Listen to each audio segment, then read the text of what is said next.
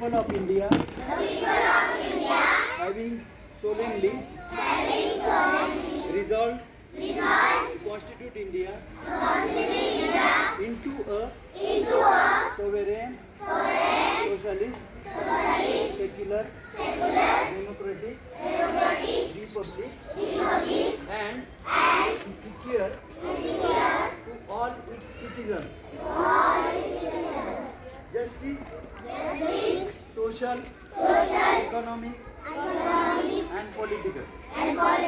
Liberty of thought, expression, belief, faith, and worship.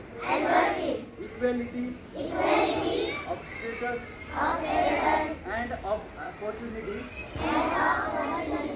and to promote among them all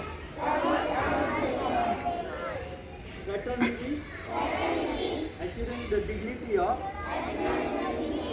the individual and the unity and integrity of the nation. In our Constitution Assembly, this 26th day of November 1949, do hereby